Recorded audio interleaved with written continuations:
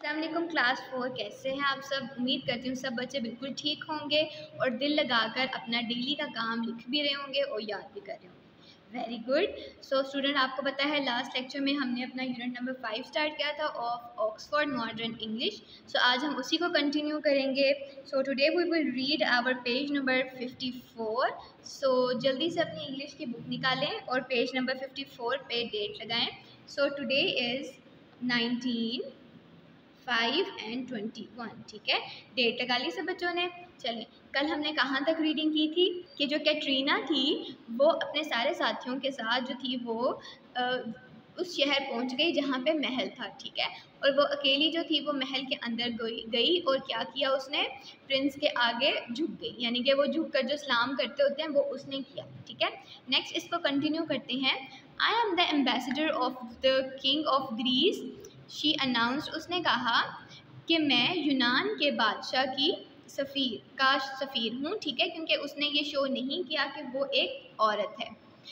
I have come to collect tribute from you. मैं आपसे खराज लेने आया हूँ। खराज, ट्रिब्यूट मैंने आपको बताया था पेमेंट होती है। ठीक है, इफ़ यू रिफ्यूज़ टू पे, अगर आपने देने से इनकार कर दिया, my army of 40,000 man attack your city, मेरी 40,000 की जो फ़ौज है वो आपके शहर पे हमला कर देगी। ठीक है, Prince Vladimir tremble with fear, जो शहज़ादा था व्लादिमीर का वो खौफ से कांपने लगा। Give me time to think ambassador, he beg, उसने उससे भीख मांगी कि सफ़ीर मुझे सोचने के लिए थोड़ा वक्त दो। Time is precious road the ambassador यानी सफ़ीर ने ऊंची आवाज़ में कहा या घुराते हुए अंदाज में कहा कि वक्त बहुत कीमती है, वक्त बहुत कीमती है। ठीक है, I want your answer now, मैं अभी आपका जवाब चाहता हूँ।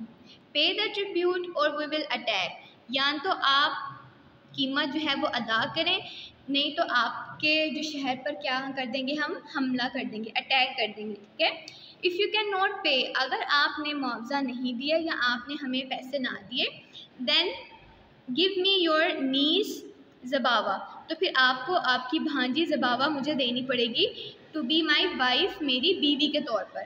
तो देखें कितनी वियर्ड सिचुएशन है कि या तो आपको ट्रिब्यूट देना पड़ेगा, या तो हम आपकी सिटी पे अटैक कर देंगे, या तो आपकी नीस जो है वो एज अ वाइफ मुझे देनी पड़ेगी। डिफरेंट सिचुएशन हो गई ना, वो कितना एकदम से परेशान हो गया कि अब मैं क्या करूँ। The prince niece Baba was a beautiful and clever girl, शहजादे की जो भांजी ज़बावा थी वो बहुत ही ज़्यादा खूबसूरत और होशियार लड़की थी। The prince loved her dearly, शहजादा उससे बहुत ज़्यादा मोहब्बत करता था। There was nothing in the world, दुनिया में ऐसी कोई चीज़ ना थी, he would do to harm her, जो कि उसको नुकसान पहुंचा सके। ठीक है, at this time Zababa was sitting in a great hall, और उस वक्त ज़बाबा भी जो थी वो उस बड़े हॉल में बैठी हुई थी। Watching and listening to all that was said, वो सब कुछ देख और सुन रही थी जो भी उस टाइम कहा जा रहा था, यानी वो सारी बातचीत सुन रही थी और देख भी रही थी। द प्रिंस आस्क्ड हर, शहजादे ने उससे पूछा, बिलव्ड नीस, मेरी प्यारी भांजी, only you can save us, सिर्फ तुम हमें बचा सकती हो। What are we to do, हमें क्या करना चाहिए। डियर अंकल, प्यारे अंकल, रिप्लाइड बाबा ने कहा, आई ओबे यू इन ऑल मैटर, मैं हर मामले में आपका कहना मानूंगी या आपकी बात मानूंगी। But I can not marry a woman, लेकिन मैं एक औरत से तो शादी नहीं कर सकती। स्टूडेंट, इसका क्या मतलब हुआ कि ज़बाबा को पता चल गया कि ये तो एक औरत है, यानी जो एम्बेसडर कैटरीना थी एज ए एम्बेसडर आई, ज़बाबा को तो पता चल गया कि ये तो एक औरत है। This ambassador is not a man, ये सफ़ीर जो है ये एक आदमी नहीं है बट अ वुमेन, लेकिन एक औरत है। See how the ambassador talk and walk, देखो ये सफ़ीर जो है वो किस तरीके से चल रहा है और बात कर रहा है। Look at the ring marks on her delicate fingers, इसकी नाजुक उंगलियों पे देखें किस तरीके से अंगूठियों के निशान पड़े हुए हैं। देखें ज़रा उसने कहाँ से अंदाज़ा लगाया कि ये जो एज ए एम्बेसडर आया है आपके पास, ये कोई औरत है बल्कि कोई आदमी नहीं है। ठीक है, नेक्स्ट देखें, you may be right agree the prince, शहजादा राज़ी हुआ कि शायद तुम ठीक हो, but what can we do to find out, लेकिन हमें क्या करना चाहिए if the ambassador is a man और अ वुमेन के, ये देखने के लिए क्या ये सफ़ीर जो है औरत है या मर्द। ठीक है, यानी कि अब प्रिंस जो है वो ज़बावा से उसका ओपिनियन, उसका मशवरा ले रहा है कि शायद तुम ठीक कह रही हो, लेकिन हमें क्या करना चाहिए जिससे हमें पता चल जाए कि जो एम्बेसडर है ये औरत है या फिर मर्द है। ठीक है, अ लिटिल लेटर, कुछ टाइम के बाद, कुछ वक्त के बाद, prince Vladimir spoke to the ambassador, prince शहजादे ने एम्बेसडर से यानी सफ़ीर से कहा, dear ambassador, said the prince, शहजादे ने कहा कि मोहतरम सफ़ीर, my niece is used to people with great skills, मेरी जो भांजी है वो बहुत ही महारत के साथ लोगों से पेश आती है। I can only allow her to marry you, मैं उसी शर्त पे आपको उससे शादी करने के लिए मतलब परमिट कर सकता हूँ।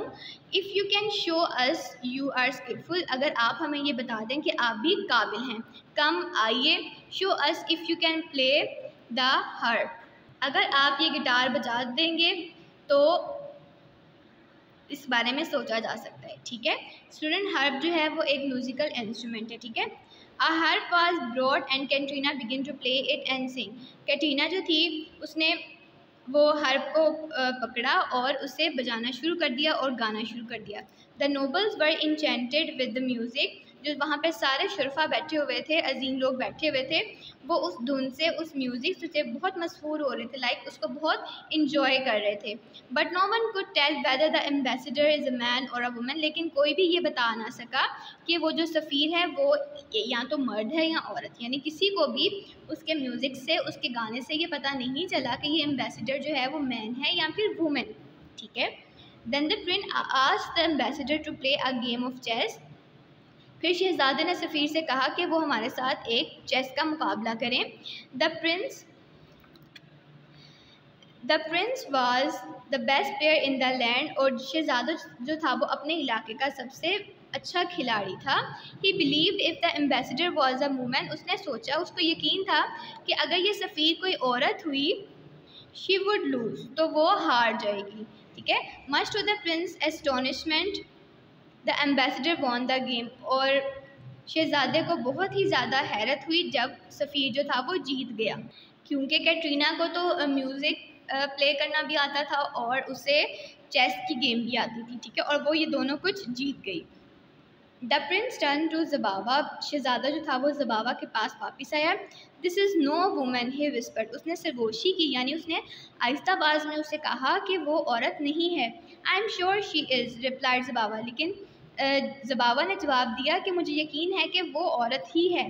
The Prince thought for a while, शहजादे ने कुछ लम्हे के लिए सोचा। देन सेड टू एम्बेसडर, फिर सफ़ीर से कहा, let us now try some archery, आओ हम कुछ तीर अंदाजी का मुकाबला करें, यानी कि तीर कमान के साथ मुकाबला करें। The Prince, the ambassador and the nobles all went outside in a large court yard, और फिर शहजादा, सफ़ीर और वो जो सारे शुरफा थे वो बाहर सहन में आ गए। अ golden ring was set up at one and, एक सोने की रिंग जो थी, स्टूडेंट रिंग किसे कहते हैं, एक बड़ा सा जो है वो छल्ला होता है जिसके अंदर उन्होंने टारगेट करना होता है किसी चीज़ को। ठीक है, and the Prince placed a steel knife behind, और उसके पीछे क्या किया, शहजादे ने एक छुरी रख दी। First the prince shot 3 arrows at the target, पहले शहजादे ने उस निशाने पर 3 जो थे वो तीर जो थे वो उनका निशाना लगाया। द एरो पास्ड थ्रू, और एरो जो थे वो जो तीर थे उसके अंदर से गुजर गए। ठीक है, सो स्टूडेंट ऑफ क्लास 4, आज हमने यहाँ तक ही रीडिंग करनी थी। सो यहाँ पे आप पेज के लास्ट में आज की डेट मेंशन कर दें, यानी 19 पे हमने पेज नंबर 54 की रीडिंग की है। ठीक है, आई होप आपको ये रीडिंग इंटरेस्टिंग लगी होगी। सो इसको आपने करेक्ट प्रोनाउंसिएशन के साथ रीड करना है। इंशाल्लाह नेक्स्ट लेक्चर में हम इस चैप्टर को वाइंड अप कर लेंगे। ठीक है, तब तक अपना बहुत ख्याल रखिएगा। अल्लाह हाफिज़।